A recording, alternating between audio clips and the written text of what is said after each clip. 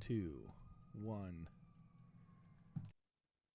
I can help these guys anti-bitter. Right now. The standard of truth has been erected. Stop playing defense. You're absolutely right. No unhallowed hand can stop the broadcast. That is the way that a lot of Latter-day Saints do apologetics. Cancel culture rages and mobs combine. We actually had one of the protesters over for dinner. What? But the truth of God will go forth boldly These people are lying to you. They do not care about you.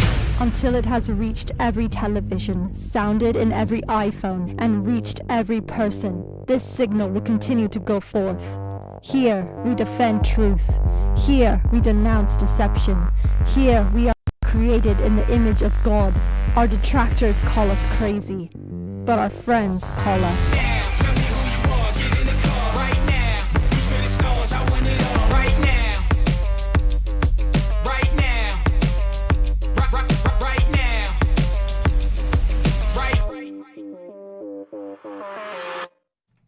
All right. Welcome, ladies and gentlemen, to the Ward Radio live stream. I am your host, Cardinal Ellis, and today I am joined in the studio by my lovely wife, my lovely bride, Brittany the Shadow Ellis. And we've got all kinds of cool stuff on the docket today. I can't believe everything that is happening.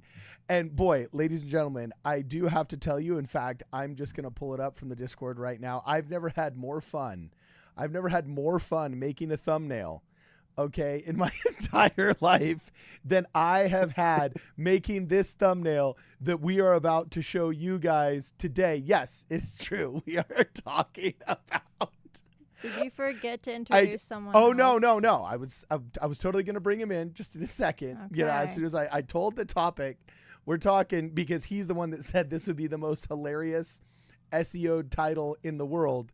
Gay Pope stuff. All right. Don't you put this on me, Cardin. Yes. Don't you put that on me. Yeah. So we are joined in the chat via the interwebs, not in the chat. Sorry. We are joined in the studio via the interwebs by none other than Jonah Barnes, comedic editor at large of many publications. Very prestigious. Every last one. Very prestigious. And so today we are talking about none other than Gay Pope stuff, which is obviously a humorous reference to the great controversy that is brewing today over all kinds of actually not all kinds of thoughts and opinions on a very interesting press release that came literally from the Vatican itself. It's supposedly one of the biggest, I forget the exact term. It's called a Declaration Fiducia Supplicans. Supposedly this hasn't been done since 2000 and we're in 2023. So this is ostensibly the biggest press release in 23 years. Probably I would estimate to be put in context equivalent to the Proclamation of the Family in the Church of Jesus Christ of Latter-day Saints, kind of like one of those big releases, right? And it's sent shockwaves throughout the entire Catholic community, all of Christendom, really, because as we established today in the podcast that we were engaged in earlier today, wow, that one was kind of loud. The podcast that we were engaged in earlier today, in many respects, the way the Catholic Church goes is the way that, we wonder if the Church of Jesus Christ of Latter-day Saints goes. Now, speaking of the Church of Jesus Christ of Latter-day Saints, before we jump into the really funny Gay Pope stuff, there's been a lot of concern for our dear Brad here, our dear Brad. Could you describe what's going on? Because I have on the screen right now some very disturbing photos of protests. Here's a protester holding up a cardboard sign. What does it say, Jonah? It says... I think it's the hashtag Justice for Haram Brad. Okay, Justice for Haram Brad. What's that mean? It's, he didn't do anything. Hashtag Brad did nothing wrong. Okay, we recently heard that Elder Kieran is going to be the new apostle to replace the late M. Russell Ballard. Yeah. And there's a lot of controversy around that pick because Brad Woodpeck was the obvious choice. And so there's a lot of sad people, asking for justice for Haram Brad. Okay, you can't pick your pope and you can't pick your friends and you can pick your nose, but you can't pick the pope or your friend's nose. You can't pick the Pope's friends' noses. But in the Ward Radio Wigwam, we can pick our apostles. And our apostles would be BT Whitbeck. Look, and the memes are hilarious. I don't know where these came from, but here's a screenshot that was just put up in the Discord. By the way, if you guys want to join our Discord, just check it out on wardradio.com. It is in the top right of all of the icons there. You can join our Discord and participate in many of these memes. This was really funny. I've seen this meme before. He's probably thinking about other girls, and the guy is like, Plaid wasn't called as the newest apostle. I know. That kept me up several nights. Yeah, and what's this last one here? This one, you got to describe this one to me. That's Ward Radio, should be excited about any new apostle, but we're just focused on Brad.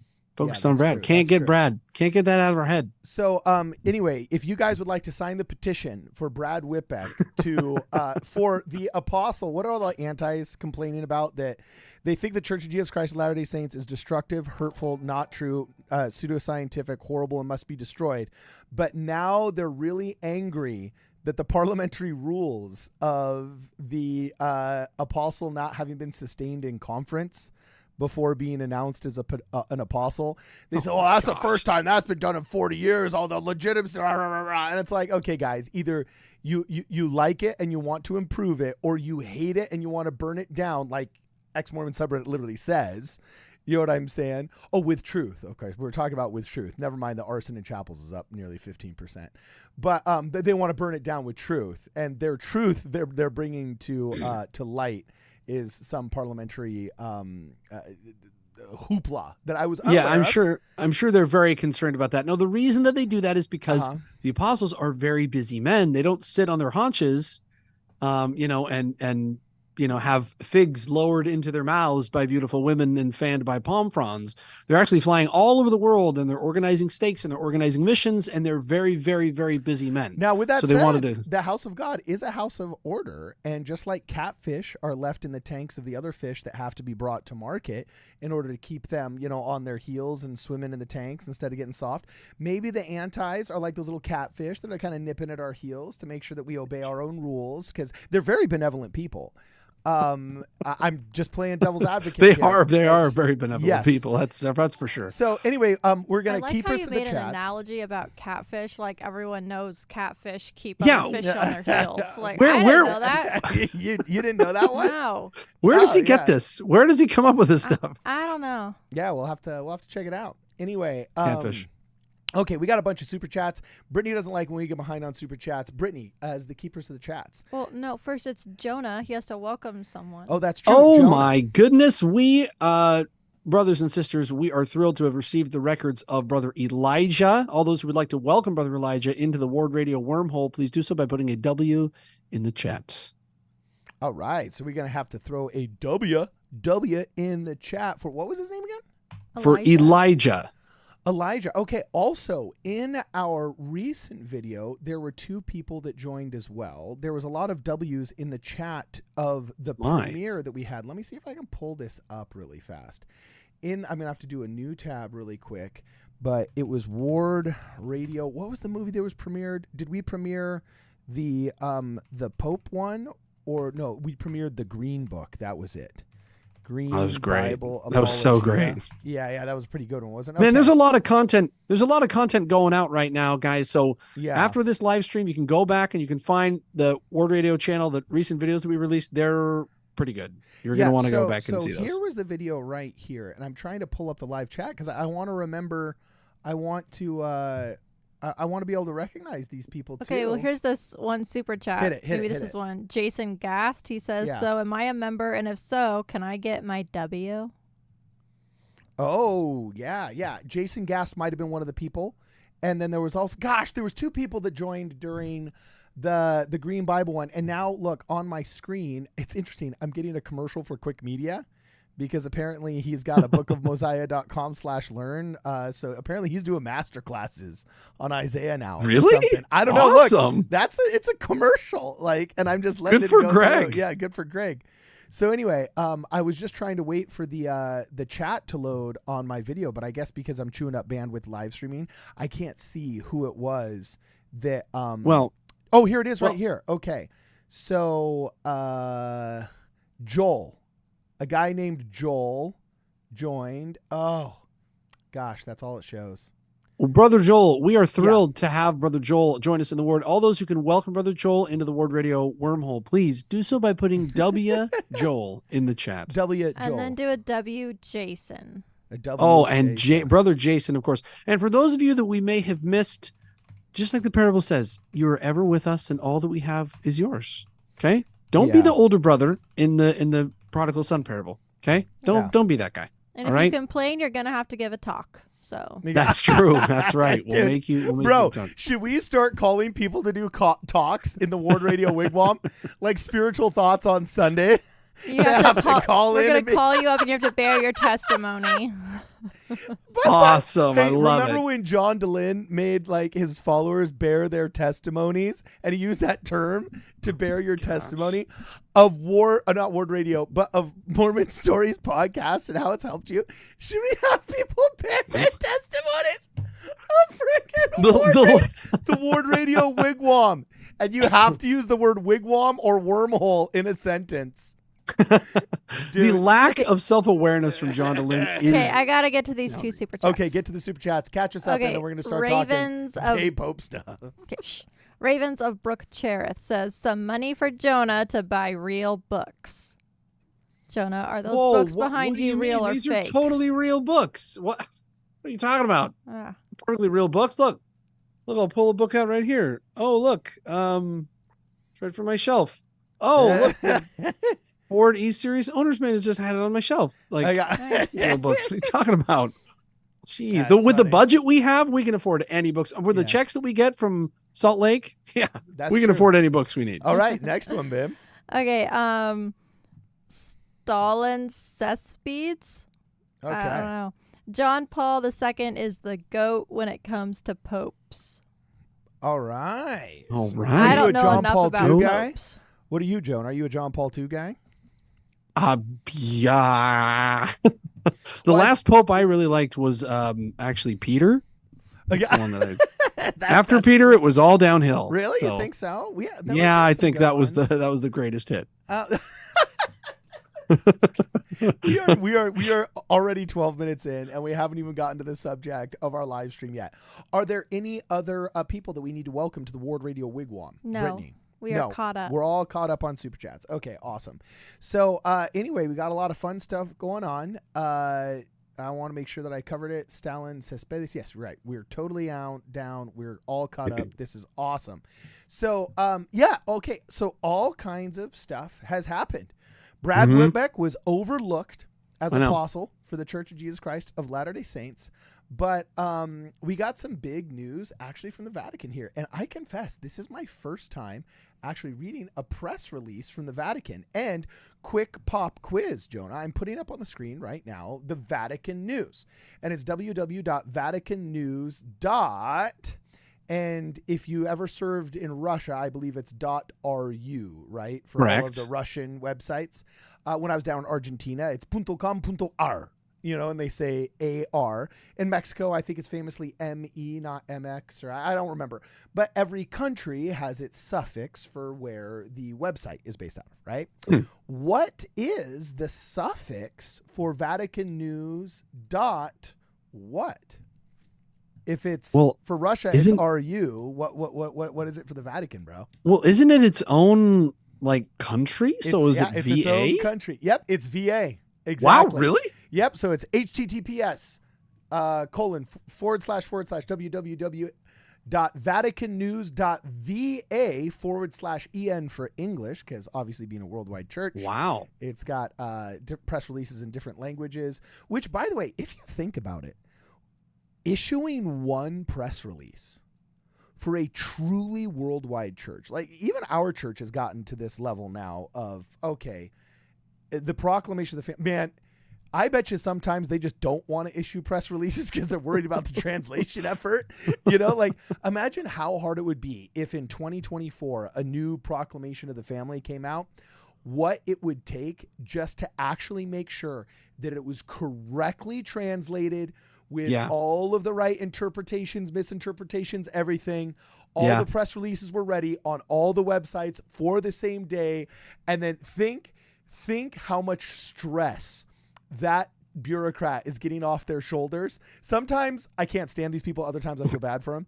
You know what I'm saying? But I feel bad for the dude who's been up all night making sure every single translation went right. And then he's like about to press publish. He's like, are we okay? And there's like 17 people behind him. They're like, oh, just boy. sweating bullets. Like, oh, we're going to get a bunch of people angry at us at church tomorrow in 5 different languages. Publish. You know, like, yeah, that's pretty funny. So, Brittany, how was your day? Very busy. Yeah. Okay, cool. If you could be any church office building employee, what would you be?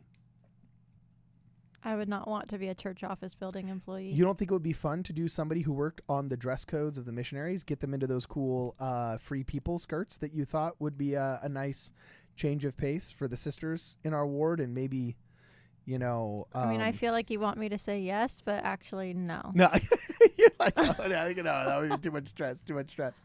All right, awesome. So anyway, I checked out for the first time. I confess, this is my first time reading a press release from the Vatican. And, you know, I'm just going to start right from the top, okay? Basically says, doctrinal declaration opens possibilities of blessing couples in irregular situations. And it's very interesting because the closer you get when you're talking to, I've studied this out a ton today. In fact, just on the screen right here, I'm going to show probably 7 or 8 different press releases. I've really been studying the history that goes back about 5 years in Pope Francis's tenure around this, you know, the LGBTQ issues, right? Making sure that I don't want to misrepresent any side of this argument. I want to make sure that we go into this with eyes wide open, hearts wide open, ready to learn and hopefully opine from a place of intelligence, reasoning, and understanding. So I've actually studied this out a lot, and I've got some, I would like to think, well-formed opinions on these, but I want to hear everybody else's. And first things first, we got to read what, you know, the Vatican says. And what's interesting is the closer you get to the Vatican, the more this word irregular shows up, which makes me wonder. I know that they do a lot of their formal stuff in Italian.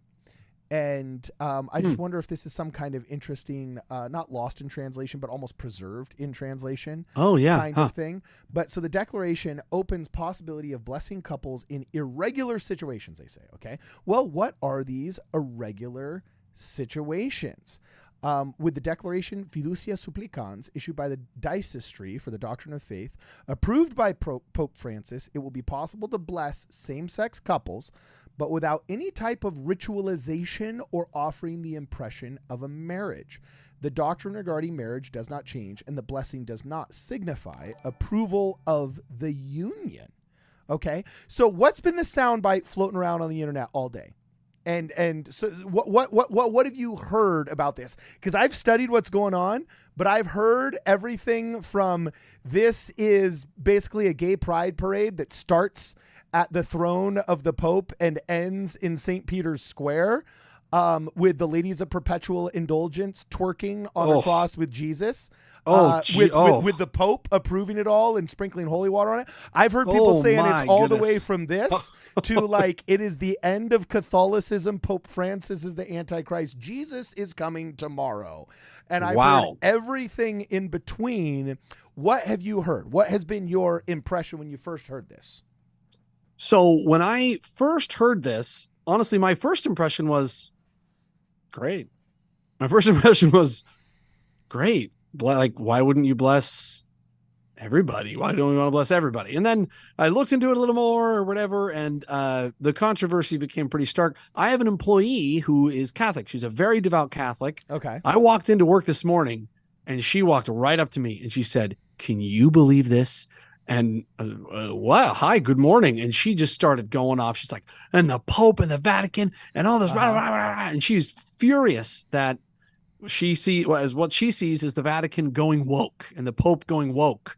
And she was really, really angry about it. She's a very devout Catholic, but not having a great day. So if that's any sampling of what the layperson thinks about this, I haven't researched it on the internet like you have, but just on the ground, some angry people about this. Yes. So now this is very interesting. In a recent podcast, Don Bradley talked about miscalculations. he thought the church was making, right? I actually don't think this is bad if we actually know what it truly is. So first things first, in this live stream, we're going to try and be as responsible as we can in our consideration of this topic, in our analysis of this topic, and in our opining on this topic.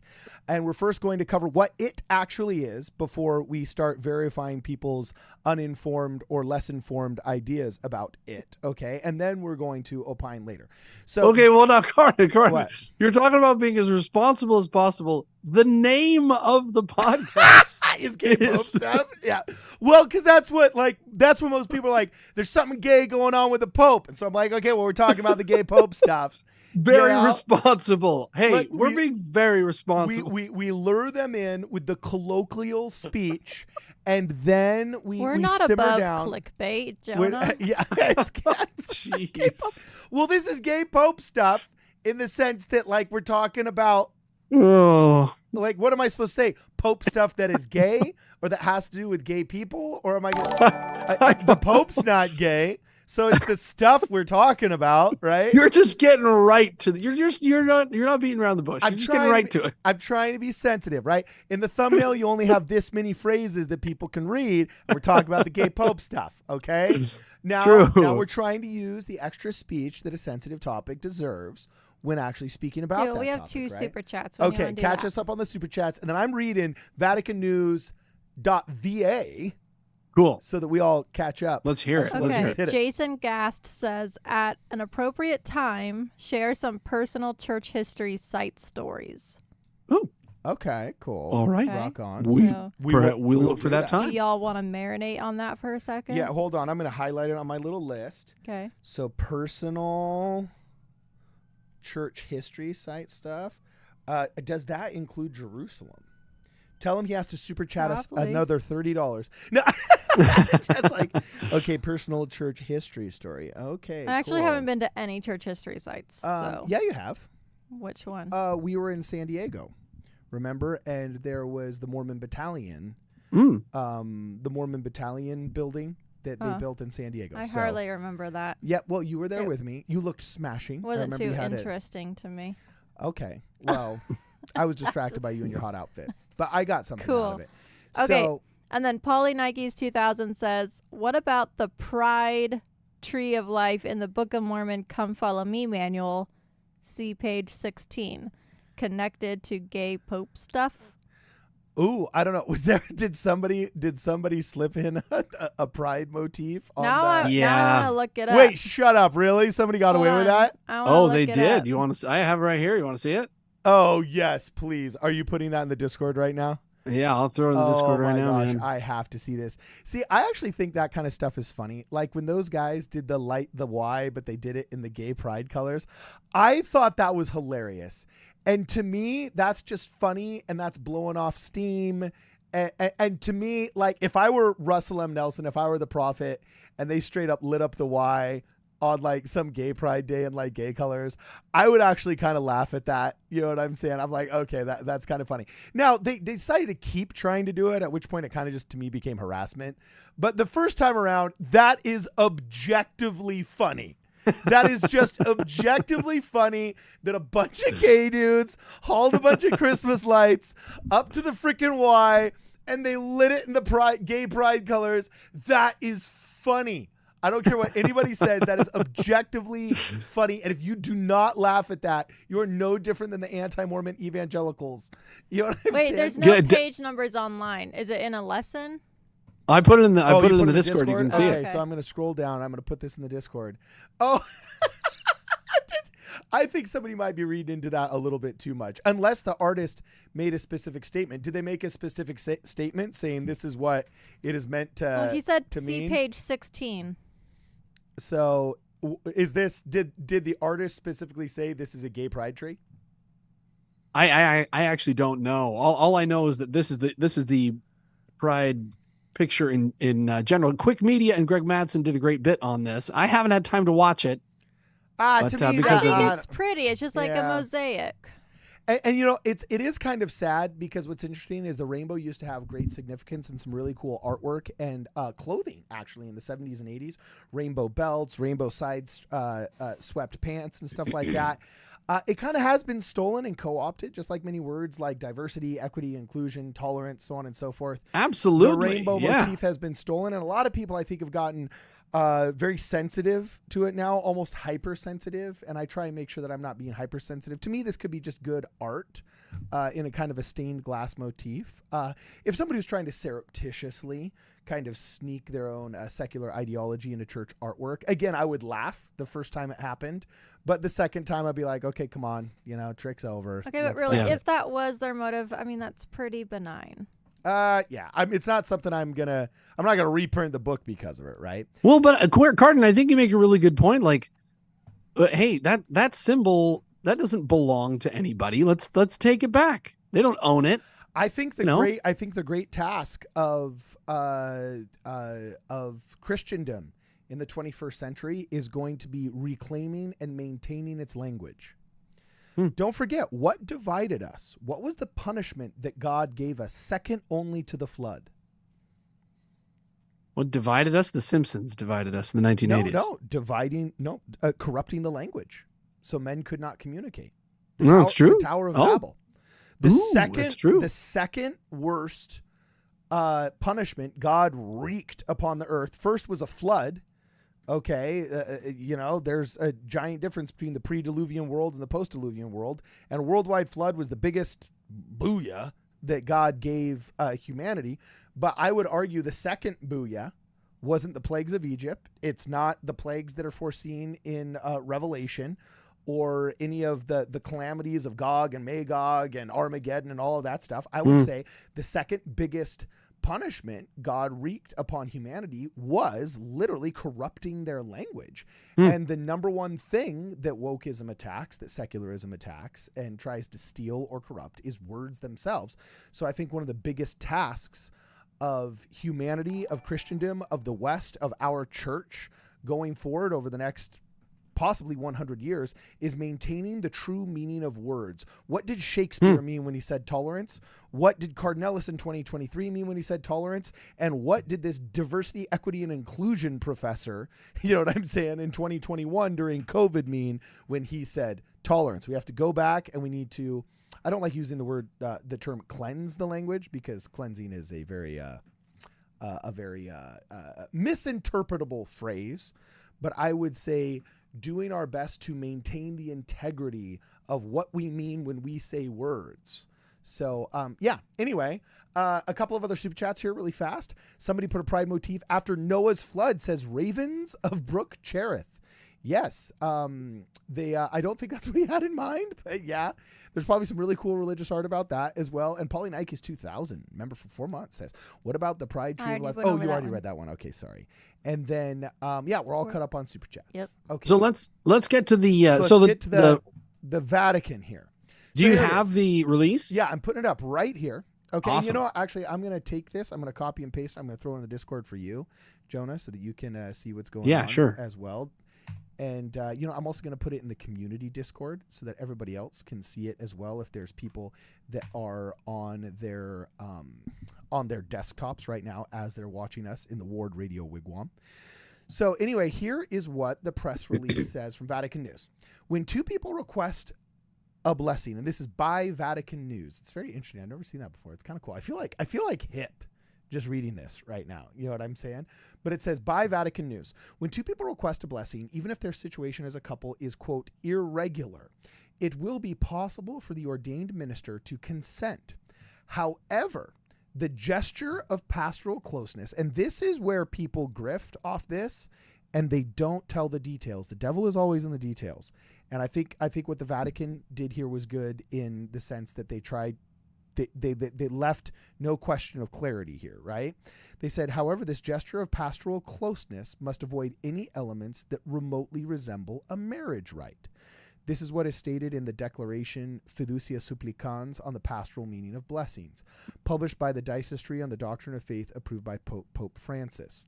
The document explores the theme of blessings, distinguishing between ritual and liturgical ones, and spontaneous ones more akin to signs of popular devotion. It is precisely in this second category there is now consideration of the possibility of welcoming even those who do not live according to the norms of Christian moral doctrine, but humbly request to be blessed. So in Catholicism, you do have to request to be blessed. Okay, that's not true. Somebody can bless a crowd, and not every single person has requested it, right? But generally, there is the concept of request and consent, So right? what's the controversy of this? I don't see So, any. well, it's coming up here. Okay. 23 years have passed since the former Holy Office published a declaration. The last one was in 2000. So this is a document of doctrinal importance. And it begins with the introduction by the prefect, Cardinal Victor Fernandez, who explains the declaration considers the pastoral meaning of blessings and allowing, per Pope Francis, the broadening of one of its definitions. And he says, okay, it is a reflection that, quote, implies a real development from what has been said about blessings up until now, reaching an understanding of the possibility of blessing couples in irregular situations and same-sex couples without officially validating their status or changing in any way the church's perennial teaching on marriage. Now, what's so interesting is Mormons kind of already have this point of view. So when sometimes people said like, oh, is the Pope going woke? And if he goes woke, we have to realize a lot of these hard lines, the church didn't already get out of its system. They actually kind of never really had them in its system. Or if they did, this was gone in the 70s or 80s. Okay. Because there are there is the culture of the church, and then there's the doctrine of the church. But it's never really been doctrine of the church that you're a bad person because of those desires inherently. Okay. And it looks like previously there was some kind of consideration, at least this is what is alluded to in this press release, that there was some kind of consideration almost like of the worthiness of the person at the time to receive the blessing. But now they're kind of saying, you know what, if they request it, we're just going to give it because all are children of God. And I find this interesting, just because sometimes people think like Mormons, like we're the conservative kids on the block. They're like, no, dude, I've been to evangelical like prayer meetings where like chicks got purity rings on and like, you know what I'm saying? Like you mess up and it's freaking Armageddon with your pastor. You know what I'm saying? And we never really had any consideration for giving blessings other than the desire of the person. And a perfect example is this. And the reason I say, to me, this is good and it makes sense because it looks like the Pope is trying to very much carve out any section that is unclear that somebody could misinterpret as being exclusionary for anything that is not necessarily exclusionary. I don't think it's necessary inclusiveness because that word has A, been corrupted and stolen, and B, is oftentimes used to Trojan horse secularism into religious situations. So I don't like its use, but I think there is a difference between eliminating language that can be misinterpreted as exclusive than there is trying to create secular inclusion, which just really means we're never going to be happy until you let us take over and run things, you know. But my example and what first came to my mind when I read this was the father who took his child to be blessed by Jesus. And, you know, he comes around and the father moves his way to the front and he says, you know, will you bless my son? He's been stricken with this horrible disease. And obviously this child had been suffering. The father had been suffering. And Jesus looks up at him and says, well, do you believe? Right. And there has to be some element of belief enough if you're going to approach Jesus, this charlatan of Jerusalem, the Romans hunted down and crucified as a fake king. You know, I mean, that's the criterion of embarrassment that all the historians are always looking for. So there has to be some kind of humility and belief there. And he looks at me and says, do you believe? And he says, help us thou me mine unbelief. And then Christ blesses him, right? So even then and there, it shows that, okay, on blessings, there's the humility and the request of the person to be blessed. And there's Christ who says, do you believe? Which apparently is the rubric. And then he gives a good enough answer that did not show moral perfection. And the Vatican will actually talk about this. before. It did not show moral perfection, but it showed a direction towards that perfection, you'd like to think. And so he did indeed bless him. So I think it's not fair, the people that are saying like, oh, this is the first step. I could see how the Catholic Church better do a good job of clarifying this, or else a lot of people will, like your employee, will think that, oh, this is the first step towards gay marriages in the Catholic Church. In reality, I think this is making blessings because I want to assume the best of people, and I assume the best of the Vatican at this moment. It seems like they're trying to make it readily obvious that they want blessings to get out to people. And I'll just let them speak themselves and let them finish. After the first paragraphs 1 through 3 recall previous pronouncement in 2021 that is now further developed and superseded. The declaration presents the blessing in okay, here it is. States stating as inadmissible rites and prayers that could create confusion between what constitutes marriage and what contradicts it by avoiding any implication that something that is not a marriage is being recognized as a marriage. So they specifically say like, hey, look, a blessing is not blessing a union. It's literally just a blessing. Okay. Right. And then what's so interesting is I'm going to find here's the phraseology that I liked that I thought was actually good. Is the Vatican wrote, when seeing them from the perspective of popular piety, blessings should be evaluated as acts of devotion. Those requesting a blessing should not be required to have a moral perfection as a precondition, the declaration notes. So that I actually thought was good. And I was actually unaware that there was any kind of like worthiness test to give a blessing.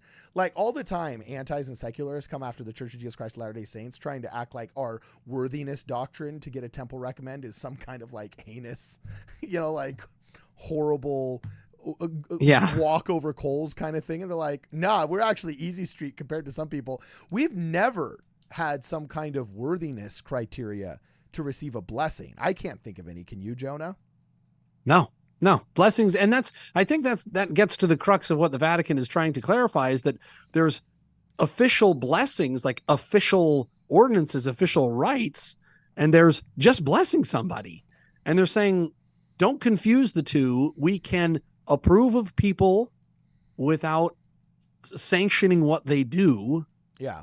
Which is a very mature stance to take. There's what I have here. And this I think is fascinating. This just today, the Roman Catholic Archdiocese in Southeast Asia released a press release clarifying what the Vatican has said, doing damage control. And it's called Clarification of the Latest Vatican Declaration on the Pastoral Meaning of Blessings. Yeah. And they're trying to, I think, do some damage control. And they point out, and this is in the second paragraph, His Eminence the Cardinal so-and-so wishes to point out that, quote, the focus of the declaration is not on the blessing of the unions of same-sex couples. Rather, it provides guidance in making a distinction between church's official blessings and a pastoral blessing for all occasions outside the liturgical and sacrament setting. So what the Pope, I think what he's trying to do is he's trying to say, we need an avenue for blessing everyone. There has to be a court of the Gentiles in the temple. Even during Jesus Christ's time, he was part of the reason why he was so angry, and he overturned the money changers' tables, and he overturned the people selling the pigeons and all the other stuff, was because the court of the Gentiles was the only part of the temple where anybody could come. It was open to anybody. And it was the first step towards the presence of God was the court of the Gentiles. And it seems like the Catholic Church is trying to maintain, I'm very careful with the word, and I'm using its original 1823 version here, not the new one. They're trying to make sure that's as inclusive of an experience as possible. Okay. In fact, they even say, and I'm going to put this back up on the screen so everybody can read it out of the mouth of babes. And by that, I mean Vatican babes. Vatican babes. Yeah, by the name of Victor Hernandez, right? Or Fernandez. Okay, there are several occasions when people spontaneously ask for a blessing, whether on pilgrimages, at shrines, or even on the street when they meet a priest, and these blessings are, quote, meant for everyone. No one is to be excluded from them.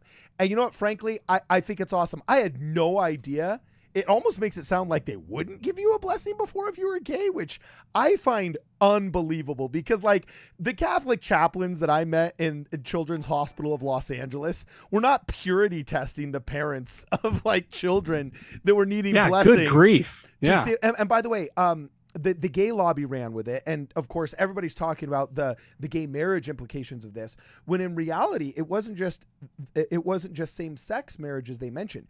The reason why they used the word irregular couples is because they were also recognizing cohabitative couples, people that have been married in other religions besides Catholicism that they may or may not recognize, or people that we effectively used to say were living in sin, right? And weren't even married, as being one of those irregular relationships that they mentioned earlier and higher up in the, irregular situations that they mentioned earlier up in the press release. So what it seems like to me is that the gay pope stuff is not actually a softening of church doctrine, because they've done a big job going out of the way to say, hey, no, this cannot, will not, and shall not look like any kind of marriage, rite, ceremony. You can't use the clothing thereof. You can't use the liturgical hand gestures. They're even going out of their way saying that like it basically can constitute a brief prayer preceding this spontaneous blessing and then nothing else liturgical, but we do want to make sure that a priest can give a blessing to anybody. So I actually think if executed well, this could be good for the Catholic Church, could be good for Pope Francis. I hope it doesn't get thrown into the it's not enough pile that everything else does. Which unfortunately seems like where it's going. Well, okay, so for some insight, I don't know, I love etymology. Brittany, Yes. You're an etymology fan. You love etymology. You're always talking about etymology, right? Yeah. Yes. Right. Yeah. You see? So etymology, I think one of the roots of the problem is etymology, is that the word for blessing comes from the Hebrew word barak, or in Italian it's benedizione, or like benediction, so like good word. Okay, so when we say like, do you give your blessing, like if you're asking to like marry some dude's daughter, and you're like, can you give your blessing, like what you're asking for is like your official sanction, like your official approval for this thing. You're not just but blessing also just has the other meaning of just like a really good thing, just like doing a nice thing, like, oh, what a blessing, like, oh, here, I'll share my pistachios with you. Oh, what a blessing. That doesn't mean like I officially sanction pistachios as the holy, nut of the Lord. Like, no, it's just like, it's a good thing. And so I think we're kind of confusing these. What the Vatican is trying to do is trying to say there's official sanction and there's just pastoral blessing. There's just being nice to people. We want to be able to do that without confusing it. I actually think in the end, it's going to be a really good thing, because they're going to have a stronger line drawn between official rites and ordinances and sacraments and just blessing people and being nice to them. Yes. I think this is a good thing. And I think the church has, to me, the Catholic Church in these press releases has gone so far out of its way to make sure people know, hey, we're not, I don't know. To me, this is not evidence of the Pope going woke. You know what I'm saying? I think it's adding some clarity. This seems like a nothing burger to me. If you look into like, cool. No, wait a minute. In the Discord, the crack team of Ward Radio International journalists has brought for your exclusive viewing tonight, ladies and gentlemen, evidence that the Vatican is going woke. We have it. Photographic proof. And if you go to the Discord, pardon, you scroll up there a little bit. Yeah, the first bit of evidence that we have shows the motorcade. This is the new motorcade. I saw this. That the Pope is riding around in. And if you look, we've actually, this crack team of journalists have spotted this, that the Pope is now using an old dying horse to drag his motorcade around in order to be more responsible with his carbon footprint. With his carbon footprint. Is that real? Yeah. That's 100% real, babe. Totally. Please, Brittany. Everything I say is 100% serious. No, it's Photoshop, babe. Photo. The next Photoshop. Why is that? Why can I see that horse's ribs? That's sad. It's an emaciated The next horse. piece of evidence, exclusive for our Word Radio viewers tonight, is that the Pope was he garnered a lot of controversy when he changed the papal hat that he had, or in Latin the hatum de popum, or I don't know what it's called. but he changed that to be just the white hat, and he actually has added cat ears on top of that hat, which he could be signaling something to the furry So lobby. are irregular Furry lobby. situations that are allowed blessings now that definitely covers furries? And just to show that furries are children of God too, he put cat ears on the Pope hat. Is that what you're saying right there? Yes. Well, I mean, look, I'm just reporting the facts. I'm just showing the photos. Now, next, if you scroll down, you can see the Pope holding his traditional staff. Now, the Pope has license to change this staff if he would like to. That's true. And Pope Francis has added onto the staff a subtle symbol. We don't know if this is Gnosticism or if this is from the Zodiac or something. But some people seem to think that this could be a sign of his going woke. So that is another photograph. Now, the last one that we have is actually of a document found in the vaults of the Vatican. And it's a little hard to read for those of you who don't sprechen the Latin.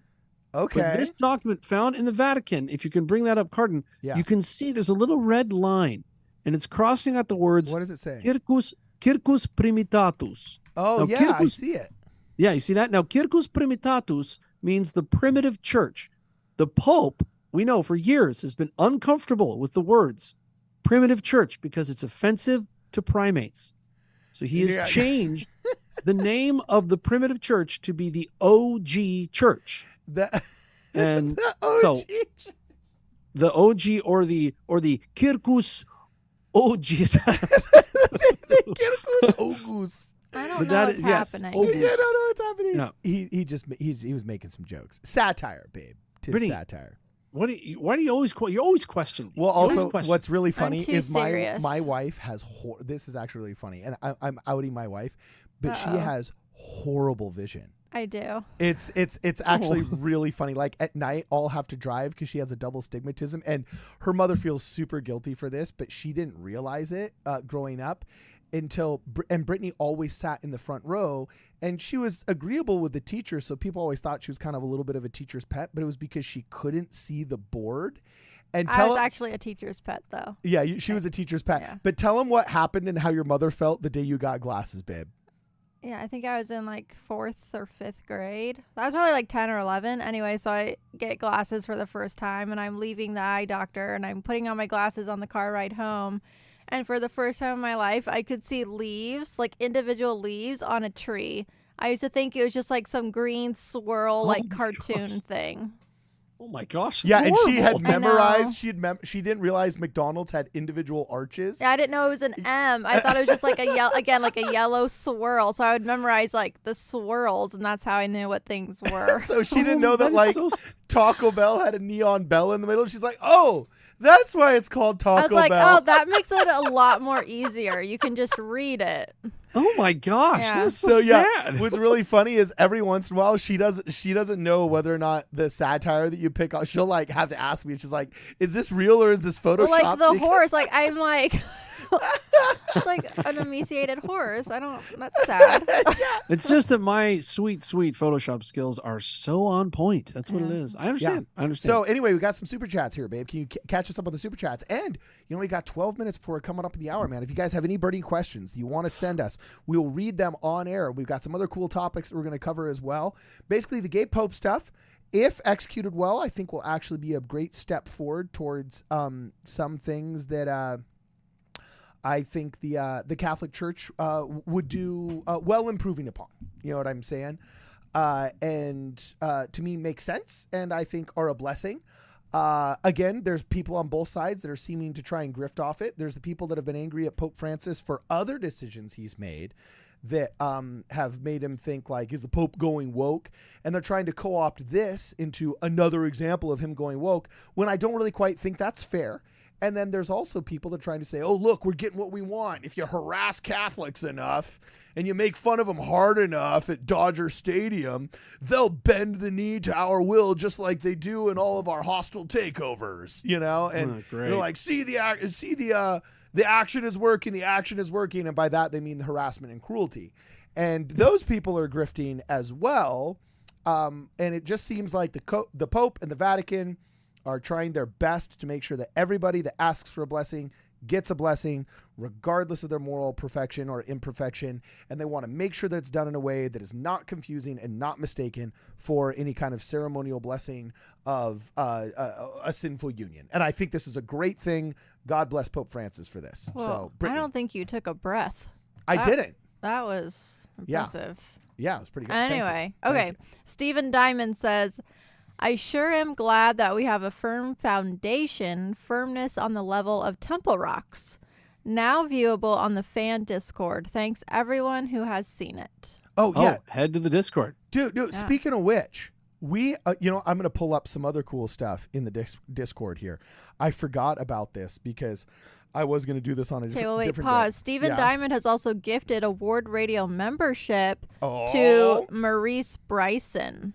All those Oh. who would like to welcome Brother Maurice Bryson into the Ward Radio wormhole, please do so by I almost said it. By putting a W in the chat. All right, W in the chat. I'm going to do it right here. I'm going to lead You know, the I'm going to be charge. doing this. I'm conducting this month, and one of these times I'm going to be like, we received the records. We put a W, and I'm going to mess up. I know I'm going to do it, guys. And Okay. it's going to be all I your hope fault. someone Carden. films it.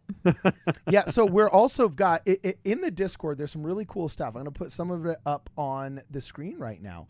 But Fidget the Crazy, all right, is a fan of ours. I noticed she had some really cool original artwork. Great of, artist. Yeah, she had some really cool original artwork, and I'm trying to find it here. Original artwork. Here we are. She had some really cool original artwork of like Captain Moroni and stuff like that.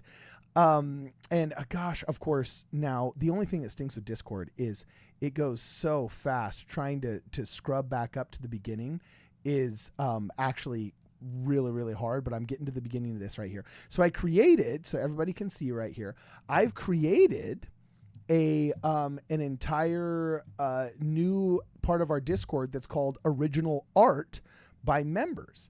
And so I'm going to put up on the screen right here, I found it, some of the original artwork by Fidget the Crazy. And I got to tell you, this is pretty dang cool. And then I'll show you the challenge I gave her that she stepped up to and has decided to do. So here's some original artwork, okay, from Fidget the Crazy, I believe is her name. I don't know what her name is in real life, but it's pretty cool stuff. This is supposedly, I think, Mormon in the Cave of Records. Here's another one of, oh gosh, she labeled it and I'm botching it. I can't remember. But it's like, I don't know, 2 stripling warriors or Helaman or something. Here's Moroni, in memory of our God, our religion and freedom, and our peace, our wives and our children. You know, and so I asked her, can you do one for Ward Radio? I was like, can you do one of the guys on Ward Radio? And so she started on her own original artwork version of our logo, my man. And it's pretty cool. And guess what, Jonah? She's going to throw you in there, it looks like, as well. Oh, shoot. Boom. Oh, Yeah, so there's right on. Jonah. Yeah. Oh, so, shoot. Yeah, it's pretty cool. And then this one, I believe, is Brad. And then this is, I'm very happy she makes me look younger and skinnier. So I thank you very much, Fidget the Crazy. But yeah, so we're super stoked to see that. And she's one of the first that is Oh, providing my us gosh. with original artwork. And yeah, if it comes out looking half as cool as this, we're going to be stoked out of our minds. So anyway, yeah, you Wow, guys got so to check cool. it out. Here's our Discord. I'm going to throw it up on the screen really fast just so that everybody can see kind of what the Discord looks like. But if you go onto our website, there's a link to the Discord, and it's super fun and it's super cool. It's flying, you know what I'm saying? But here, all of the members of the chat of the Ward Radio Wigwam have a fun have a fun place to opine and share opinions with each other. And they also, you know, I don't know, talk about recently posted episodes and so on and so forth. It's a lot of fun and it's free. Best of all is it's free. So if you guys want to join the Ward Radio Discord, just make sure you go to wardradio.com. I'm going to show you guys where it is really fast before we go. If you go to the website, you look in that top right hand corner, there's a bunch of links. Well, the far right one that looks like a little paddle right there, the one that looks like a video game controller, that one is indeed at the top corner there, the Discord Discord link. So just click on it and you'll create a little account in Discord. It's all free and you get to hang out and opine with us at any even time of the day. There's 30 or 40 people on and it's super fun. You've been on the Discord quite a lot. What do you think of it, Jonah? Oh, I love it. I love it. Somebody on the Discord was saying just the other day, they said, I have been looking for people like this my whole life in the church. I love this Discord, and people saying, yeah, this is just great. You're safe to love the church, and you can ask crazy questions and talk about wild stuff. And I think it's quickly just- becoming the counterbalance to ex-Mormon subreddit. You know, because honestly, let's face it, Reddit is a boomer platform by now. You know what I'm saying? And I think anybody that's on Reddit has to be old enough to be cynical, whereas Discord is still like a little bit new and fresh enough where I think people have a little bit more positive attitude. Also, the file sharing, the fact that we can do voice chats, the fact that you can post pictures and in real time reply to individuals. It's a very robust app that has all the coolness of like Facebook and Slack in it without any of the drawbacks. And we've had some people volunteer to be moderators, and we're going to be getting a bunch of moderators in there. But the prototype has passed. We've done it for 3 weeks now, and it hasn't exploded, and I haven't been swatted yet. So, you know what I'm saying? Like, basically, it's proven to be a fun and viable way that we can all communicate with each other. So, yeah, we're going to do that. And speaking of Discord, in the internal Discord, just between you and me, we've got some Giving Machine updates. Shoot. What updates do you have for us in the Giving Machine? That's our 15-minute warning right there. Oh, well, I threw some pictures and a little video in the chat. My family went down to Portland, at Southern Portland, Washington Square Mall to visit the Giving Machine in the mall there. Jeez, how many kids do you have, brother? I have 1, 2, 6. Wow, you go, something my like man. that. That's so far. It is changes that all the time. white-haired guy in back? Is he from a previous marriage? Or that's my father. Okay. That's my father. That's why there's the family resemblance. Okay, no, yeah, they came down with us, and this is so cool. The Giving Machines are amazing. So here's the story. We go down there. They have 3 kiosks set up. They have a TV in the middle, and the TV in the middle is playing the church newsroom reel of the people in Africa getting the chickens, or the people in Saudi Arabia getting a goat. Like, really? So cool. And talking about how it's changed their lives, and now they have an income, now they can run a business, and like they're playing that video with these machines next to them. So cool. Oh, whoops. Sorry, that was your video coming up. Anyway, keep going. Finish. Okay, what wait, you're saying. sorry. Playing devil's advocate, though, how do we know those people really got the goats from us? Oh, she brings up a good point, my man. What is saying. the transparency on this, Jonah? You are now responsible for the transparency of the Giving Machines. And where is it, my man? Where is it? So on the way, it was a lot of traffic. On the way there, we were looking on YouTube for the press release and these things, and we saw some anti-Mormon podcast. These people, they are brain damaged, and they're like, the church has too much money, and what are they doing with it and all that stuff? Okay, let me tell you why this is different than everything else, okay? The church partners with local charities, okay? They go to a city and they find local charities, many of them Catholic charities. We love our Catholic brothers and sisters. They run wonderful charities. And they say, do you have items that you would like, and how can we do it? So the church is just acting as a middleman to connect these charities to a bunch of people with a bunch of money walking through a mall during the Christmas season and saying, hey, if you had the chance, would you give $25 to buy some chickens for people in Africa, or buy a coat for a kid here in Portland? And they go, well, sure, I would, but how would I ever do that? The church provides this medium for them to do it. And so they just click a button, swipe a card, and they get a little card prints out, and it says, you just bought a coat for some kid here in Portland. And that local charity then goes and executes it. What makes this different from every other charity, Brittany, is that the church covers 100% of all the overhead costs. If you spend $25 to buy a coat, it goes 100% to buying that coat. It doesn't go to the church person who's manning the machine or transferring the money or working with the accounts. And all of the antis are always saying how it would be so much better if they just gave that money to charity, gave that money to charity, gave that money to charity. And that's what the Giving Machines are doing, is they're partnering with all of those secular charities. Actually, I shouldn't even say secular, because half of these are always tied to a religious organization. Yeah, you know right. what I'm saying?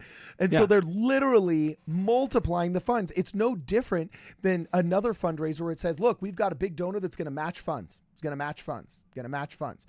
The church is basically and effectively matching funds by covering all of the overhead costs and really making it happen. So here's your video. I'm going to put up on the screen so all the not customers, so all of the members, the members can see it. How you are a customer of the Giving Machine. Which, what do you call a customer who's giving? What is that? A participant in the giving machine? A giver. A giver at the giving machine. A giver. Here we go. This is Diapers. Another diaper. Man, all music just sounds uniquely horrible at Christmas time in every mall around the world. Like there was just like horrible mall Christmas music in the background right there. We're going to go again. So here we are. Looks like you just bought some diapers. Another diaper. Yes, we're deciding what we wanted, so I would let my children pick one out, and I'd let the little ones punch in the code for what they wanted to get. They want to buy someone, and I think this is my little angel. She wanted to buy toys for somebody. She thought, I'll buy toys for some other little child who needs some toys in a Wow, halfway rock house or on. something. That's cool, man. That's way cool, dude. It's so cool. And so we all got to buy an item. I bought a goat. I own a goat. Bah. Yeah, I own a goat. Brittany, take that. Rock I on. want dude. to And- go. Yeah, no, too bad. Sorry, I own it. Now, another clarification. One time you guys asked why there wasn't a machine in Los Angeles. You Yeah. said, wait a minute. We're right here. Why would I they bet put you it's a machine-" permitting thing. I almost guarantee it. So, yeah, two things. Permitting, getting permission to do it. And the other thing is finding good charities. The church is very picky about the charities that it uses because if these charities have more than like 5% going to their overhead, the church says, sorry, too much. We can't do it. You have to be way more efficient than that. And they won't partner with them.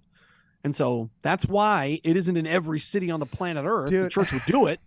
I got to They tell only put you, them in it the is city. such a problem here in LA County. I'm lucky I live in an enclave that has some really good local charities, but so many national and Catholic charities were just chased away post Prop 8. The LGBTQ lobby was angry and on just a trail of vengeance, and they sued into oblivion, harassed into oblivion, attacked into oblivion, bad press released into oblivion, canceled into oblivion, adoption agencies, Catholic sad. charities that used to help children get adopted from abusive situations into like temporary homes and foster homes, or else they would help people work with the foster care system. All of that gone. LDS Family Services, at least in LA County, no longer does adoptions as an immediate effect of the alphabet mafia, for lack of a better term. Okay. The Catholic charities got shut down and chased away because of it. So I wouldn't be surprised if it was hard to find a partnership on a big enough scale that they could execute large donations like this. Yeah. There's still a lot of small local charities that I've worked with that are really great and do amazing work.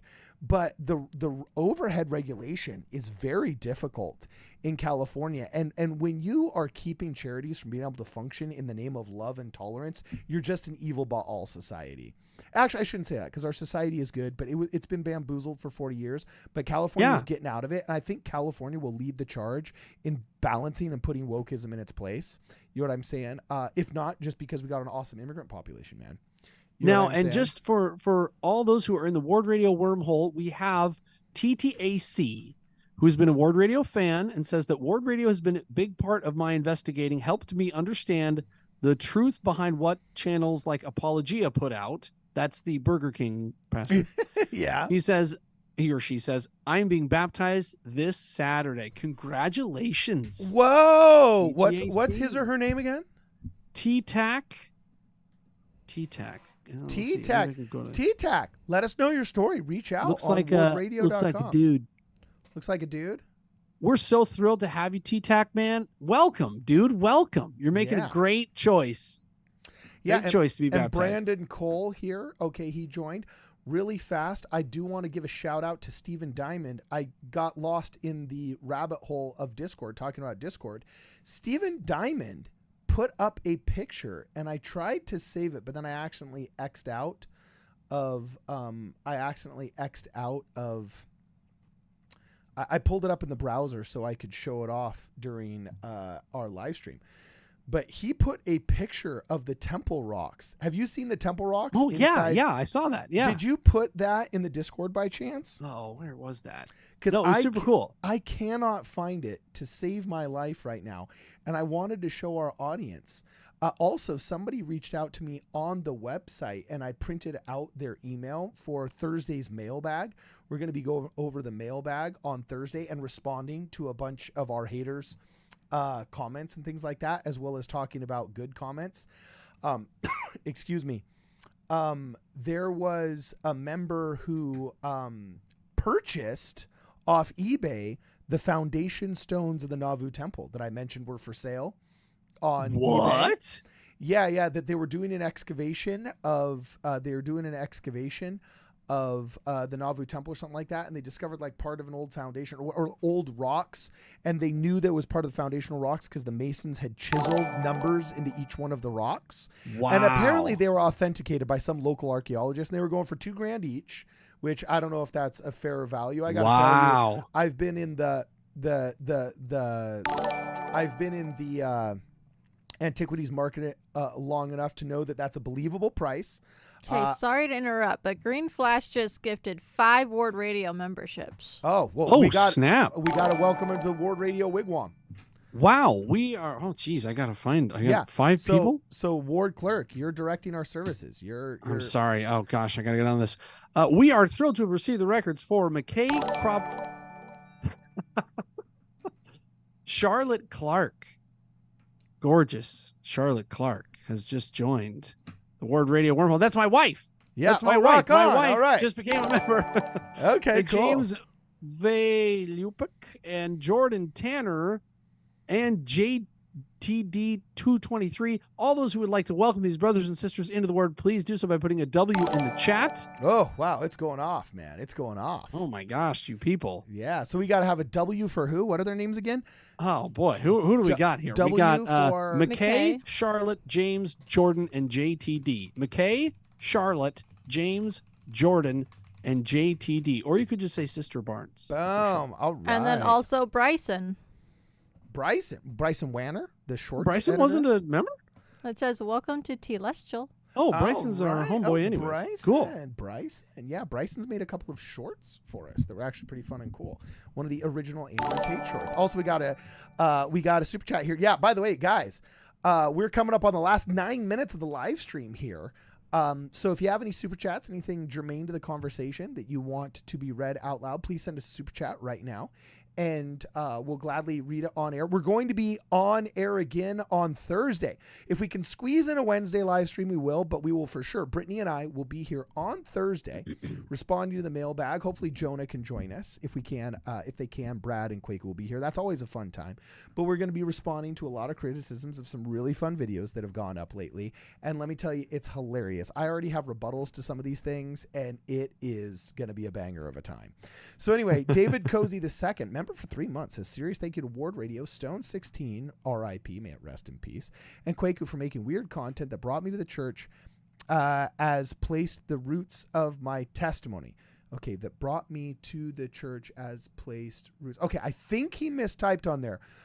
I don't know if we were the catalyst to bring him to the church or if he was brought to the church and we were a catalyst of roots of his testimony. But either way, it sounds good. Either way, we'll take credit. Thank Either you way, so Brought me much. to the church. Just whatever is the most profound story version of that, we'll take credit for. You Dude, know? we'll take credit for that, David. We're so glad. Yeah, but man. Dave, so what's going on? Let us know your story. Again, we want to hear these stories.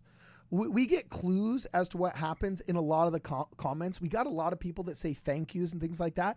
But please, if you do have a good story, reach out. We want to hear more. David Cozy, could you please reach out on wardradio.com? Tell us your story. Let us know a little bit, like, what aspect of our show helped you? Because honestly, we just think we're idiots spouting nonsense. And we're just kind of having fun. We delight in truth. We denounce deception. Well, and we I have don't fun. think I'm an idiot, but Oh, yeah, that's true. We're idiots who marry non-idiots. there you go. That's And- true. That's very true. And we're just having fun. And also also- for oh. everybody out there, we get a lot of hate. We get a lot of hate in the comments. We get a lot of people. You don't saying a lot answer of- the emails. Oh, no, Dog. The Just- threats we get. Oh my gosh. I'm probably going to pull some up. I mean, it's one of those things where it's like, it's bad enough where you wonder, is this equivalent to like, because I will not read the names of people that do bad things in public schools with tools that have high power. I will not read those names or their stupid manifestos, because these people should die in ignominious what's the word? Obscurity. Anonymity. Yeah, ignominious anonymity. All right. Yeah. And sometimes I've questioned, should I read some of these emails just to show really how hateful and cruel and beyond mental illness I think some of these people are with the emails they send us? Or is that maybe the little thrill that they seek? Because we literally have hate watchers who watch every single when my mom died, they looked up her obituary and were trying to say like, oh yeah, it's good that, I won't even repeat this because maybe my dad's watching, you know what I'm saying? But it's like they're horrible, cruel, mean, evil people. I remember that. I remember when your mother died. I remember that stuff. It's crazy. You can't even believe it. There's a new one that just came to me 2 days ago. Yeah. You know what I'm saying? And it's like, it's stuff that is just so cruel. It doesn't surprise me anymore. I'm from LA, dog. You know what I'm saying? It's water off my back. But it's like, man, if this got out to anybody else, like what would they do if like my dad heard this? What would they do if, my wife heard this stuff? So maybe I'll choose some of the more benign ones just to give you a taste. But yeah, it is crazy. Well, so if you're part of the Ward Radio Wigwam, if it's helped you at all or anybody put something to balance out all the hate that we get. Yeah. It's so good to hear when someone says, "Oh, I love this channel. It's really, really helped." Like that really keeps us going. Besides the $1 million checks that we get from the Church of Jesus Christ, the First Presidency every month. And besides that, by the way, love, man, that's good. By the way, bro, I'm making a video soon, and we if you're with us this far into the live stream, it means you like our content, and you're probably a member. You're probably a good person. You know what I'm saying? But we're gonna be able to get a video in front of Russell M. Nelson, bro. What? Yeah, I've been working hard. No, come on. I've been working hard. And dude, shut up. Do you remember? Are you serious? Basically, here's the story. All right. I can't tell you what it is, but I had a show idea that I thought would be funny if Russell M. Nelson were available for just 5 minutes. And so I called the church office building, and for 3 weeks I've meandered through the bureaucracy. And in a nutshell, I have screenshots that are going to be a really fun. I've gotten permission for all of this, by the way. You know what I'm saying? I've gotten permission. What? But basically, we're going to have a chance to pitch the team that handles P. Nelly himself, baby, about our beloved prophet, and hopefully get maybe some. I'm trying to figure out how I can say this without. You're killing. Yes, I'm trying to say this in a way that anti-Mormons can't ruin it. All right, I'm trying to do this in a way that the cry-bully anti-Mormons. Okay, well let's took leave down, it on a cliffhanger. Okay, fine. And you all want to I'm get saying to is I'm super in chats? communicado with some people that are decision makers, and we're gonna have a chance to do a pitch. That's it. The only thing I've been guaranteed we're gonna talk. is a chance to do a pitch, but it's gonna involve everybody in the Ward Radio wormhole liking and sharing the video and doing a little bit of a show of force. Yes. Brittany, catch us up on Super Chats, please. Bryson says, "Yes, me. Just talked to Tad Callister at Institute." Whoop. That's cool. Yeah, he must be in Utah. If I'm not mistaken, I believe he's in north of Salt Lake City. Yeah, it's a cool kid. I like Bryson Wenner. Keep going. Jack Norton says, "Got my call today. Taiwan Taipei." Is that how you say it? Love you guys. Taipei. That's cool. Oh yeah, rock on. Who is that? Congratulations, Jack Norton. Elder Norton. You know what, Jack Norton? Jack Norton gets a congratulations. That's a cool name. Is that your real name? I like that. Yeah. It's actually Elder Jack Norton. Yeah. Brittany, please. He's got to get yoked. That sounds like the friend of Jack Ryan that he met in prison, and they were both undercover people, one for the FBI, one for the CIA, and they was like, "Oh, are you here to kick butt and take names too?" "Why, yeah, I am, dude. Yeah, okay, cool. Can you more plates, more dates, spot me, bro?" And then now he's in the sequel, Jack Norton and Jack Ryan. Okay, ready for another cool name? Yeah, what up? Bishop Bruce. Bishop Bruce. He says, "Love the broadcasts, the banter, the deep dives, and the rebuttals." All right, rock on. Is Bishop Bruce a real bishop, I wonder? Yeah. Or is that like his name?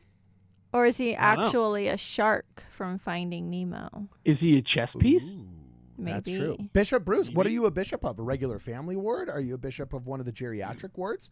Are you a bishop of a singles ward? Or are you actually not a bishop and bishop is just your first name? Oh, Could be. that's true. Yeah. that'd be an unfortunate but also very fortunate and funny name in Mormonism if your first name was Bishop. Like, I am Bishop Williams. Oh, hey, Bishop. You would get asked so many questions and for so many dang favors. You'd finally have to say, I'm not the bishop, but Bishop. Oh, that's hilarious. We had a guy in my ward growing up.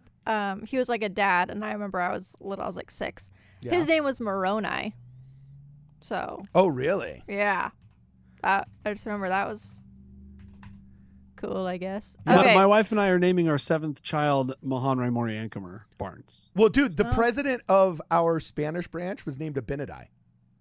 Oh, that is Yeah, his name was like awesome. Abinadi, and he just went by Ben because he was Latino, and it's not a very common name, and there's actually a lot of countries also that you're not allowed to have a name outside of the Bible. Like all the way up until the mid 80s, Argentina had a biblical name law where you could only be named a name that shows up in the Bible. So that's why everybody was like, David Gutierrez or else Benjamin Martinez was because you had to have a biblical name list. And it was kind of funny. You could tell who was an immigrant from another country and who was Argentine by whether or not their name was biblical. Because a lot of the Peruvian immigrants would be like, oh, my name's William. And they would just be given an American name. Just like we gave the French spelling of Elizabeth to our daughter. So it's an S, not a Z.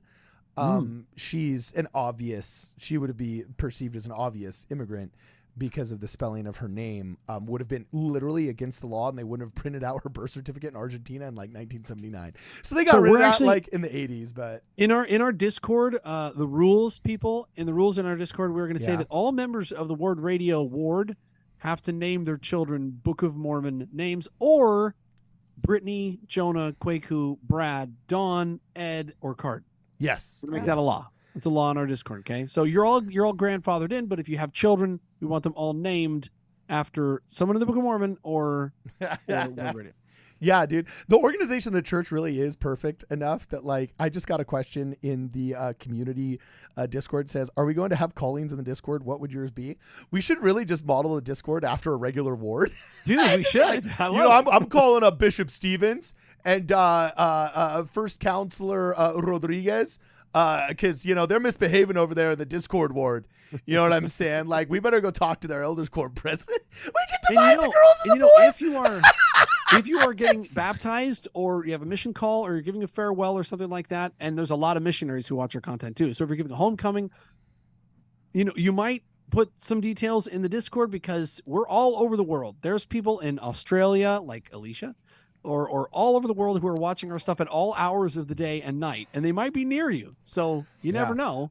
All right. You put it in there and someone might come to your baptism. Brittany, catch us up. We're in the last 2 minutes of the live stream. We got to go remember, here. you still have to think about your personal church history sites. Oh, gosh. stories. Yes, you're right.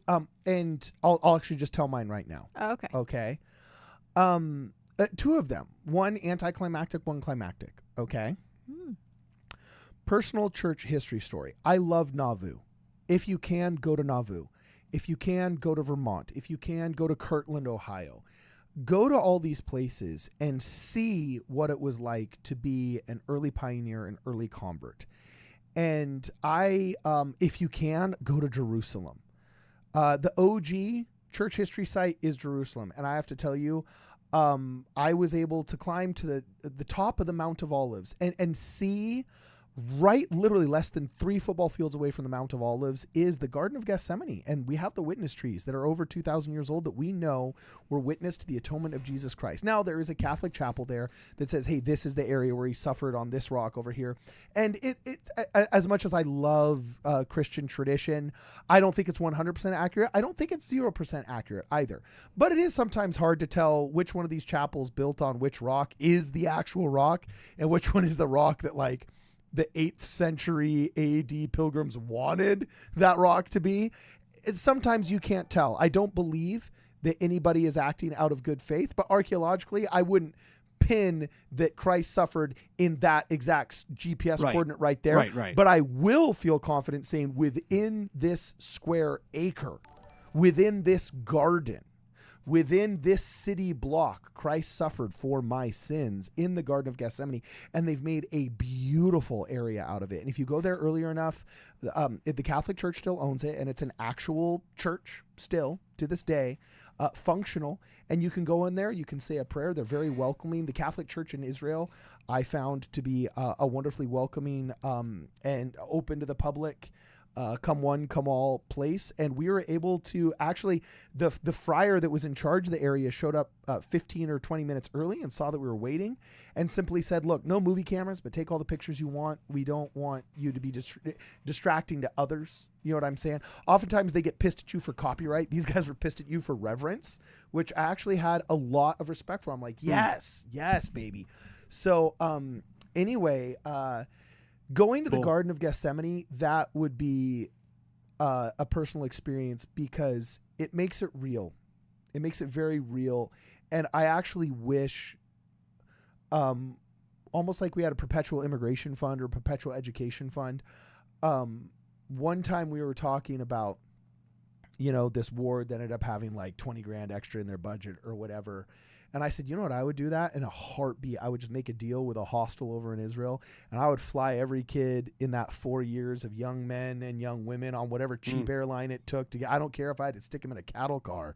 You know what I'm saying? That was meant to ship bovine meat to the troops in Israel or something. You know what I'm saying? Like, I would get as many youth as I could to go to Israel and to walk the Via Dolorosa where Christ carried his cross, to actually see how the city was conquered and built upon this. Like, and being there with Jim Gee, the archaeologist who understands the scriptural references behind it, was just life-changing. Now, Nauvoo is beautiful. Actually being able to see Jonathan Browning's factory and how he sacrificed to actually try and defend his people, seeing the path that the beautiful city that was left behind by the saints, and how many times they did that. How much of a testimony and faith in God do you have to leave that behind? Like, we all think Laman and Lemuel were jerks for not wanting to leave behind the wealth in Jerusalem. Man, people wanting to leave the city of Nauvoo on 2023 standards. Nauvoo is a beautiful town. I would not want to leave it. And to think that they had to leave it under mortar fire is like absolutely crazy. Absurd. And they must have had wild testimony. And one that was very anticlimactic for me was Joseph Smith's grave. I didn't feel anything there. I remember. We're not sure if it's his real grave, I guess. But no, it's his bodies. We've been able to confirm it's his bodies. So really? Our LDS church. Yeah, they might have them buried incorrectly, like where Hiram is. They thought Joseph might have been, so they thought the headstones might have been actually mislabeled. I hope no one says that about me. Like, I went to Brittany's grave. I didn't feel anything. Well, it was kind of weird. I was just kind of like. It was also kind of because I wasn't expecting it. Like, we were meandering around and there were signs pointing to different things, and before I knew it, I was like, oh, this is where he's buried. And I was like, I guess I should feel something profound, but I don't. Yeah, you know what I'm saying? I don't know if it's because maybe I wasn't prepared for it. I'm not a very spiritual person when it comes to that. Like, some other people, like, man, they probably felt the prophet rumbling his toenails underneath the soil from a football field away. But I don't know. I'm a weird rumbling person. His toenails? Or wiggling his, whatever it is. Gross. Felt the mojo rumbling in the ground. I don't know. I botched the analogy.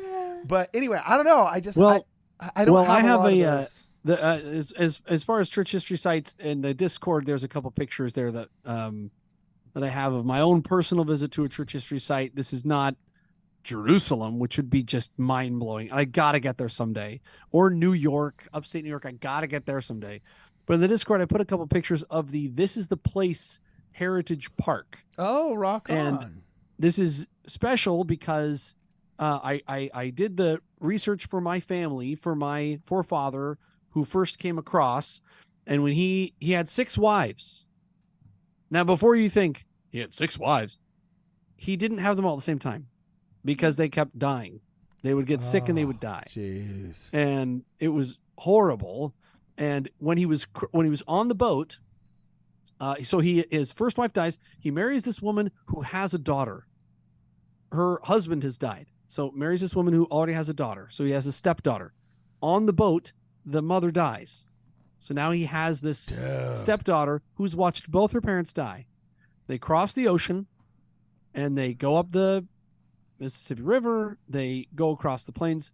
They get within 10 miles of Salt Lake City, and the last crossing of the Sweetwater River, she gets sick, and my forefather buries this little girl at the foot of Big Mountain, and within 10 miles of Salt Lake City. She's crossed the whole planet, and watched both her parents die. She had nothing in the whole world. She was 7 years old. Now, I wrote the history of this little girl, and I just couldn't believe that this poor soul had nothing and was buried, unmarked grave. No one knows where. At the foot of Big Mountain, nobody knows where the grave was. And we were running around.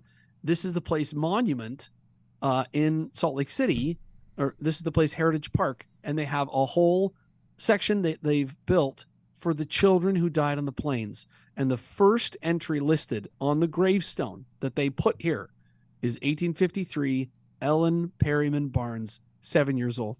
Aw. They made a grave for this little girl who no one in the whole world ever remembered or could commemorate her. The church built a grave for this girl. Oh my gosh! And I didn't know this. You didn't even know it. We walked up to the grave and I saw the name on there.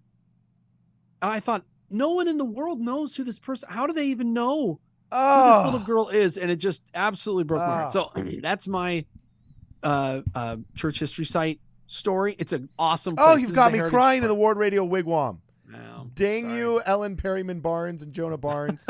See, and I'm thinking, like, not to, like, make light of it, but your forefather, I mean, that's a lot of wives that died, and he was not sick.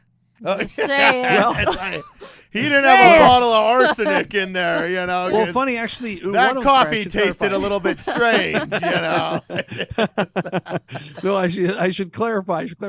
One of them, he divorced because she complained while they were crossing the plains. And he was like, I will not take complaint. And so he divorced her because of it, which is like, Wow. Wow. she complained. And he's like, Do you hear that, Brittany? Oh, I know for sure that'd be us. Do you hear that? Yeah, for sure. Actually, I don't think you complain, babe. I'll be honest with you. No, I give you credit. You've adapted to a lot of things that are out of your comfort zone. Like even live streaming, babe. When we first got married and started, she would never come on screen. No. I could not get her to come on screen at all. And she's like, I have nothing to say. I have nothing to contribute. A lot of this and that. But thank you, Rex Good. And everybody else who is always so positive upon seeing Brittany on screen that, you know, she kind of eased into it. Now she's one of the beloved cast members. Now I feel awkward again. So now I'm going to go hide into my shadow. She's going to go hide into her They say shadow. every good bishop has, every great bishop has a wife behind him, right? Same thing right here in the Ward Radio Wigwam. Well, right? has a wife behind him. Yeah. I think you might say every great bishop has a greater wife behind him, I think is a phrase. Oh, did I not? Oh, wait. What? Yeah, you kind of botched that one. You're like, yeah, it's kind of like saying every great bishop has a suit on. Yes, that's right. He does have a suit on. He does, and a wife behind him. No, what I'm saying is that Brittany is behind the curtain. She is the secret sauce of the whole show. She makes it work. Yeah. Brittany, it's true. Okay, catch us up on Super Chats. We got to go, babe. All right. Polly Nikes 2000 says, oh, The Shadow. Is Matt Rife still canceled? I don't know who that is, so probably. Yeah, no, Matt Rife. He's the Milf and Cookies guy. He did. He's the famous TikTok comedian who's really super gorgeous. I know. Everyone tells me what he's done. I've never heard of him. I've never seen a single thing he's done. So I don't care about him. He's canceled. Yeah. Wow. Well, savage. He made a Netflix special in which he made a couple of jokes. One of them was supposedly about domestic violence. I've yet to see the special myself as well. I think the MILF and Cookies banter in Iowa that he did that went viral on TikTok is one of the top 10 comedic performances of stand-up comedy history. Which means I probably hate it. It was really funny. You watched it with me and you laughed at some parts that you didn't want to admit laughing at. I don't think I've ever seen that. We're going to rewatch it. I would rewatch that with anybody. Right now I would stop and I would watch Matt Rife and Milf and Cookies. Okay, really next funny. one. Rex Good says, I love it when Brittany takes charge. Thank you, Rex. Oh, well, it says rides herd, but you think she meant takes charge, right? Well, I saw his comment down below. Oh, okay. Corrals. Cool. When she corrals the flock. Yes. When she corrals the flock, yes. Mary. Yeah. Nauta. Mary Nauta. Thank you for your super chat. Fidget the Crazy says, can I afford this? Probably not. Am I going to do it anyway? Heck yeah. That's the spirit. Doing art for y'alls has been very fun, getting to study faces and stuff. Oh. Yeah. Oh, I got to tell you, Fidget the Crazy, believe it or not, I'm actually an artist. It's been somewhat of a dormant talent, but I still do all of my own storyboarding in film. And, gosh, you know, do I have, I don't know. Let's see if there's any still in here. I'm going to embarrass myself here. But, oh, yeah, here we are. This is for the Ward Radio video game. I can't show too much, you know. But I still storyboard a lot of my own stuff. And I was just trying to look around and see if I have any kind of example of my own artwork. But faces. Oh, my gosh. I can do bodies, I can do postures, I can do well enough to storyboard because you don't have to have a lot of really good facial expression. But I feel like I am 99% there with bodies and with shading and with focal points. And I think artistically, boom, shakalaka, I'm proud of the art that I do.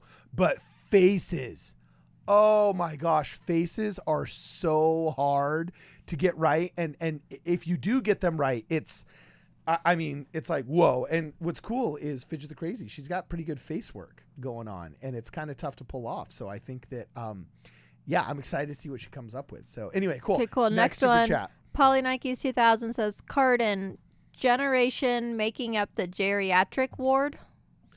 I don't know what that means. The geriatric ward. Jonah, didn't you say there's like wards? They're like the opposite of singles wards. Yes, like there are geriatric wards there in St. George, Utah, because there's so many kind of elderly. They have wards that are just for the elderly, and the deacons are all over 70. Yeah, and it's like a singles ward but for old folks. Yeah, right. Dude. And that's how they do it. And I think it's brilliant. I think they need to do it everywhere. Tell Tad Callister, Bryson, tell Tad Callister we need geriatric wards. We need elder wards. Okay, because they will be so happy doing their boomer thing, and we love them, and we want them to have a great experience together. That would actually be the silent generation, not the boomers quite yet, right? Because the boomers were born between 1946 and 1960. That's so there's, for example, my father's a boomer, and he's still working age right now. He hasn't quite retired yet. My mother, but he's also the youngest of the boomers. There's boomers now that are in their 70s. So yes, there would be a lot of boomers there. You're right. I see Paulie Nikes. He said brushing off Cardin's boomer sign. So he was goating me. He was goading me. You know what I'm saying? To go on a boomer rant. But I'm not taking the bait. You know, no, but those elderly wards, get creative, guys. Let's get creative. Elderly wards. And Kyle brings up a point that the alliteration would be a very secure and humorous one. What would you call the branch full of boomers? It's an alliteration. The boomer branch. Oh, the boomer branch. We could call it Boom Boom 1 and Boom Boom 2 are going to go play pickleball together. And then the winner is going to have funeral potatoes and green jello. And they're going to compare notes on denture cream and antifungal powders. Prune juice. And prune juice. You know what I'm saying? Yeah, it'll be awesome. Okay, getting back to this. Okay. D Carts is now a member. Ooh. Jonah. D Carts wasn't a member? That's what I thought. No, and he's in our mailbag on Thursday. I've got a really good comment of his that I took a screenshot of for Thursday. But yes, ward librarian / ward clerk. Yes, we have received the records for Brother D. Carts. All those who would like to welcome Brother D. Carts into the Ward Radio wormhole, please do so by putting a W in the chat. W to D. Carts. We are so glad to have you. D. Carts has been like a staple of the channel for years. I didn't realize he wasn't a member. Yeah, finally got off his inactive duff and started coming. Well, we have some cool members-only content finally kind of coming out here. So yeah. So anyway, guys, last 30 seconds right here. Any last burning questions? Stephen Diamond. We're not caught up yet, Carmen. Oh, sorry. Okay. Stephen Diamond says, what about the priesthood restoration site? Yeah, dude, it's still on the docket. Want to check it out. Want to see the original Temple Rocks. Yeah. We're hoping to get, if we can pay off some of the debt that's on the production budget right now, hopefully over the next 3 or 4 months. That's why all of your guys' Venmo donations are so well received. We've got a humble balance that has been used over the past 2 or 3 years to get this channel going up to where it is. And we've been chipping away at that old block, getting it back down to 0. So we'll hopefully be in the black if you guys can continue being generous on Venmo, being generous on this channel. Oh, whoops. Guys, Cardin had to sell his beard on eBay. Yeah, okay, to afford this channel.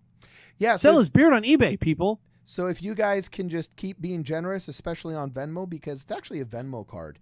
And I found it to be one of the easiest ways to get all the stuff that you needed to do on weather protection is the Venmo card. So yeah, every time you guys give us a Venmo contribution, then we get one step closer to be able to go out in the field and do some stuff. And what I'm really hoping is that by springtime, we've got 3 or 4 trips that we think would make really, really fun, really cool Vice News style mini documentaries that we can do in April, May, June, and July. And that will hopefully be a once a month thing that we do. Some of them are church historical with Don Bradley. Some of them, one of them might actually be in Latin America for Radio del Barrio. There's a lot on the docket. We want to pull it off. So yes, please be generous with your super chats. And if you can, also be generous on Venmo. Anyway, last 30 seconds here. Now, Stephen Diamond, member of the channel, asks a question. How is it that they're in debt when they get $10 million personally from President Nelson? Guys, look at the set. Now we do have to clarify. You think this is free? We do have to clarify. It is from President Nelson, okay, and it is 10 million, okay, but he pays us in euros, not in US dollars, and with the conversion rate, depending on the month, it's It could be better, okay, but it's not. We're not complaining.